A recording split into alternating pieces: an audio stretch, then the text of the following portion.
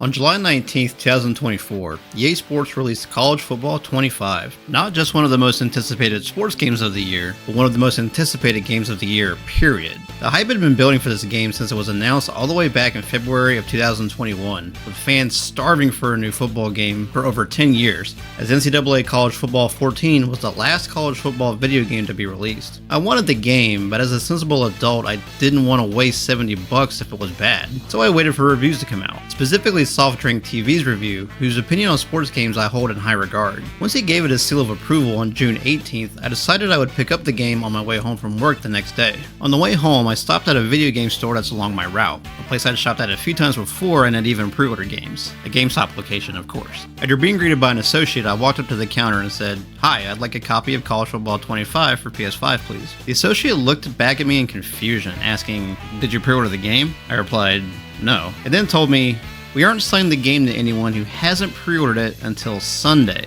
I was floored. Yeah, I know it's a hot game and that GameStop always push pre-orders, but this was a really anticipated game. I couldn't believe there weren't enough copies to go around. "Thanks anyway," I said as I went back to my truck. There was another store close by that I could check. I got on my phone and navigated to GameStop's website and entered the location that was closest to my apartment. In bright green letters it said "in stock" with an option for in-store pickup. Added the game to my cart and proceeded to the checkout. That's when I noticed something strange. Despite being listed as in stock, the site wouldn't allow me to pick up the game until the following day.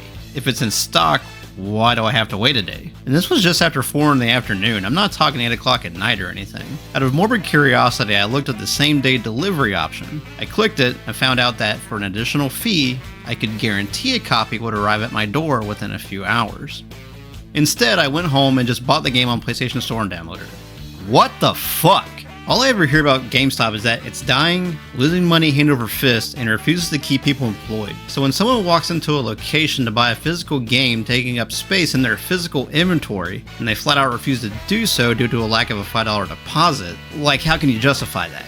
The only time I pre-order a game is if it meets one of two criteria. A, it's from a franchise that I'm a big fan of, like Zelda, Final Fantasy, Street Fighter, Bayonetta, or Metal Gear Solid. Or B, it's by a developer or publisher that I trust, such as Platinum Games, Vanillaware, Nintendo, sometimes Capcom, and sometimes Square Enix. If the game doesn't fall into those two categories, then it's not getting pre-ordered. The last 3 games I did pre-order were Final Fantasy VII Rebirth, Unicorn Overlord, which is by Vanillaware, and Princess Peach Showtime. However, I didn't order any of them through GameStop, but rather the Universal Overlord himself, Jeff Bezos. Why would I jump through hoops to buy at GameStop when Amazon will take my pre-order without having me pay anything up front, and the game is at my doorstep when I get home from work on release day? You can't touch that. It used to be fun to walk into a GameStop. How did we get here? What happened? I don't have the answers. So let's see if we can find them as we take a look at the downfall of the GameStop shopping experience. Now I want to be upfront. This isn't going to be a super deep dive into GameStop's financial standings as of 2024 or anything like that. We're going to talk about the history, how GameStop came to be, talk about some of its business dealings, but this is mostly going to be me talking about the modern day shopping experience inside of GameStop. So with that being said, let's get into it. First, let's dive into the history of the store that stops all games. GameStop as we know it today first saw life in 1984, founded by Harvard business classmates James McCurry and Gary Houston, an investment capital provided by billionaire and former presidential candidate H. Ross Perot. The original name of the company was Babbage's, named after Charles Babbage, the inventor of the mechanical computer and who many consider as the father of the computer. A fitting name for a store that specialized in computer software sales. Within a couple of years, the store was selling software for both the Atari 2600 and the Nintendo Entertainment System, setting the path for the company to be a video game retailer. After an initial public offering in 1988, the company would merge with Northern software chain Software Etc. in 1994. Just 2 years later, the holdings company formed by the merger, NeoStar Retail Group, would file for Chapter 11 bankruptcy in September of 1996. Things weren't going well pretty early on, huh? 2 months later in November, Leonard Riggio, one of the founding members of Software Etc. and now the chairman and principal stockholder of Barnes & Noble Booksellers, purchased the company. Riggio would restructure the company by dissolving NeoStar and reorganizing under a new name. combining the original Babbage's and his own software etc. companies to create Babbage's etc.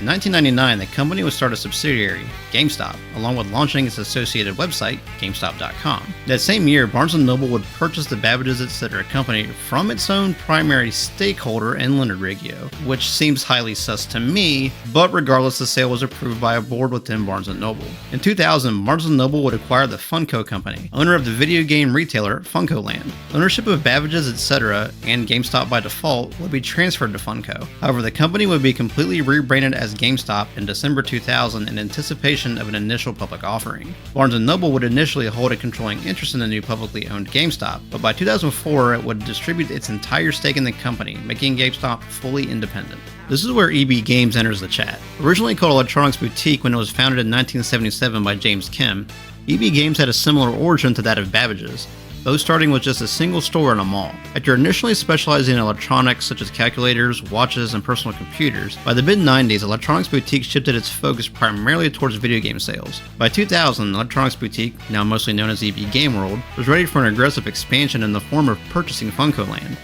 However, as we already know, Barnes & Noble was also trying to purchase Funcoland, eventually winning the bidding war. After the merger, GameStop proceeded to go on a spending spree of epic proportions, acquiring company after company. In 2007, they bought southeastern US-based Rhino Video Games from Blockbuster. In 2008, they bought a company called Free Record Shops, 49 stores in Norway, along with a company called Micromania, which was a French video game retailer. In 2009, they bought a majority stake in Jolt Online Gaming, which closed 3 years later. In 2010, they bought browser-based game studio Congregate. 2011 saw them snap up two different companies, Spawn Labs and Impulse, which were both sort of a digital distribution platform. I don't really know, something about remote machines and data centers and shit, but both would be shut down in just 3 years anyway. 2012, they bought Denver-based consumer electronic retailer Buy Mytronics, along with a 49.9% stake in a company called Simply Mac, which was or is a Mac repair and resale company. A year later, GameStop would purchase the remaining 50.1% of the company, then proceed to shut a bunch of these stores down in 2017 before divesting the company in 2019. In 2013, they bought Spring Mobile, a Salt Lake City-based company that was a retailer of AT&T wireless services. GameStop took a break in 2014, but then started 2015 with a bang by purchasing 163 Radio Shack stores. I mean, what the actual fuck? Radio Shack? In 2015?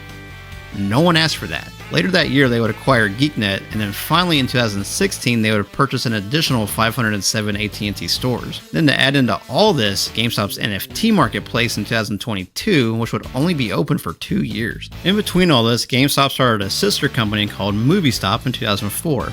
It was basically the same concept as GameStop, but with movies instead of video games. After opening a few stores, the company was spun off into a private company in 2012, but was shut down entirely in 2016. Another side project of sorts was GameStop's foray into NASCAR. In 2008, GameStop began sponsoring the NASCAR Xfinity Series team of Joe Gibbs Racing, which would last until 2018. Oftentimes, the sponsorship would be used to promote upcoming games and system launches through special paint schemes.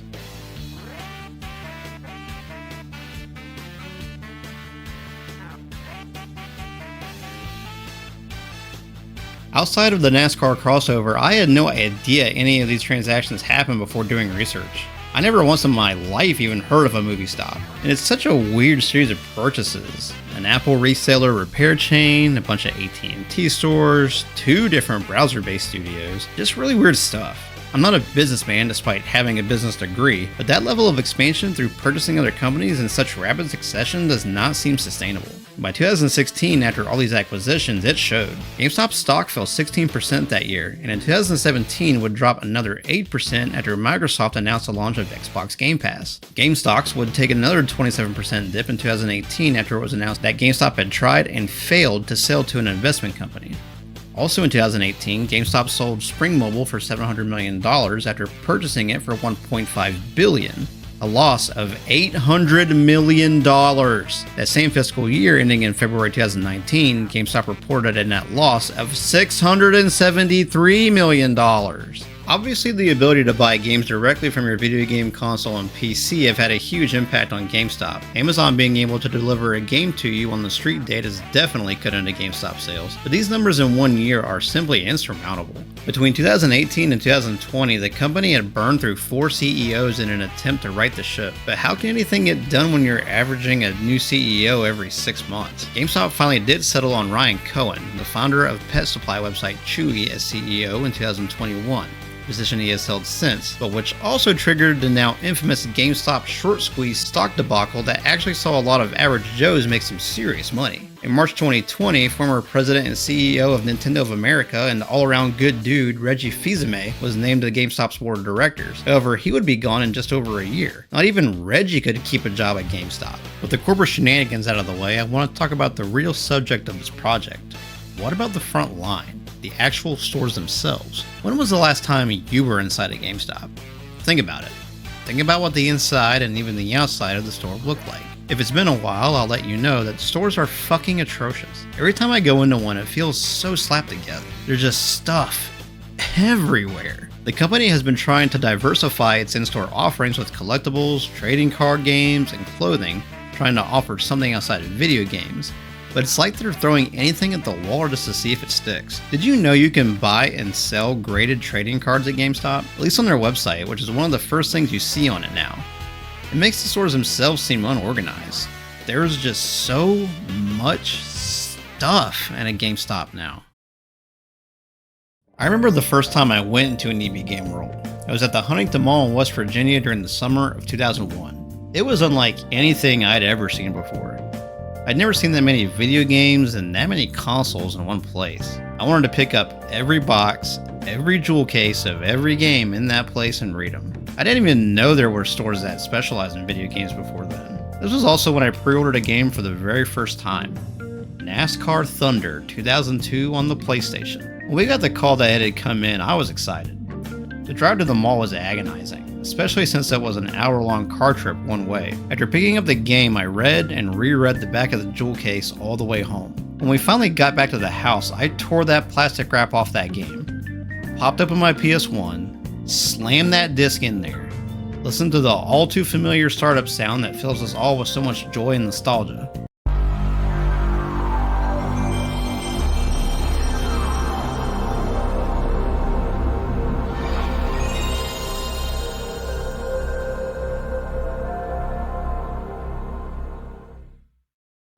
And then I played the dog shit out of that game. Going to EB Game World as a kid was fun. Going to GameStop as an adult is not fun. Instead of being a recreational activity or fun shopping experience, it's a chore. Navigating through these cramped spaces with stuff crammed onto every available piece of floor space, trying to find the actual game you're looking for, standing in line behind a guy trying to trade in a PS4 and a library of games for $20, then having to deal with all the prompts from a sales associate who doesn't even want to be there in the first place. And honestly, I can't blame them. It's a miserable enough experience shopping at a GameStop. I can't imagine what it's like to actually work there. Just look at these interior shots. Does this look like a fun place to be? No, it doesn't. Which is insane because GameStop sells fun stuff. We play video games because they're fun. But trying to buy a game at GameStop now feels like shopping for back-to-school clothes in the 5th grade. I used to spend hours at my local EB Games when I was a teenager and going into my 20s. By this time, I'd moved from my podunk hometown in Ohio to Charlotte, where something like an EB Games, an absolute luxury where I was from, was now just a 10-minute drive with 2 to choose from. Once I got my first car, it was over, man. If I wasn't at work, I was at what was now GameStop, killing time and spending what little disposable income I had. I was there so much that I started to make friends with employees and managers. First name basis kind of stuff. It was to the point that I was friends with a lot of these people on Xbox Live. When Street Fighter 4 first dropped back in 2009, the manager at one of my local GameStops was really good at the game. He basically took me under his wing for a while, and we would train together in preparation for a national Street Fighter 4 tournament GameStop was holding a couple days after launch. I ended up not getting past the store level, but it was so much fun just the same. And yes, GameStop held a national tournament for a fighting game. That's how cool they used to be. On October 17, 2011, I was at GameStop waiting for the midnight launch of Batman Arkham City, same one that I had played at in the Street Fighter 4 tournament. Same staff would still run the place too. While waiting around, the first game, Arkham Asylum, was on an Xbox 360 demo unit, and the store manager was organizing a combat trial tournament. One shot on the first challenge, high score wins. I ended up winning that thing and took home this sweet Arkham Asylum shirt. Later on, when we had to vacate the building and wait outside for the launch, one of the staff members was holding a Batman trivia contest. When the question, who is Batman's son, came up, I nailed it. Damian Bruce Wayne. The prize was this awesome poster. This was one of the coolest nights of my life, a night that I still have vivid memories of, and it was at a GameStop. Can anyone really say that about a GameStop in the past decade or so? One more story, this time about Battlefield 4. Well, sort of Battlefield 4, I don't really have any fond memories of that game per se, but I do have fond memories of the midnight release. Some absolute mad lad brought a projector and we were playing Street Fighter 3 Third Strike on the side of the GameStop. This was wild. I wish I had pictures of the other stories I'm telling here, but unfortunately this is the only one I have. After telling these stories, I think I've come up with an answer to the question, what happened to GameStop? And it's the people. The people at the top support decision making in an attempt to expand and diversify, which has led to people at the store level turning over so much, as the top brass tries to make up all the cash that they lost in between 2018 and 2019. Needless to say, all those friends I made at GameStop no longer work there. Hell, that store doesn't even exist anymore. I mean, that's the best answer I can come up with. Let me know if you agree, and feel free to share your own theories. Seems like whenever I go into a GameStop now, as rarely as it is, I never see like the same two people twice. Even like the ones close to me, the one I go to the most, there's always a different manager, always different people ringing me up, stuff like that. There's just so much turnover. It's like the store doesn't have any personality. And I feel like a store like GameStop kind of lives and dies by that. People love video games, they love talking about video games, and they want to be around and buy from people that love and want to talk about video games just like they do. At least that's what I want to do. I mean, this is my opinion. Maybe not everyone's like that, but it's definitely something that I look for. And I feel like with GameStop now, it's just too corporate. It's not about the video games anymore like it feels like it used to be. It's just about numbers and sales, pre-orders, etc., etc. And I think that all stems back to that just humongous financial loss of 18 and 19. In the last few years, I've barely set foot inside a GameStop. Going into one now is just a chore. Ordering something for pickup is a chore. Going in and trying to find it yourself is a chore. Checking out is a chore. Video games are fun, chores are not. I spoke earlier about how easy Amazon makes pre-ordering games now, and despite it being easy, it's not fun either. Maybe this is just me, but buying fun stuff like video games should be at least somewhat as equally enjoyable as the game itself. Perhaps I'm looking at the situation with too much nostalgia and with a big dose of adult cynicism. But either way, that's going to be it for this one. Thanks for watching as always. Remember to comment 13, and I'll see you next time. The company has been trying to diverse.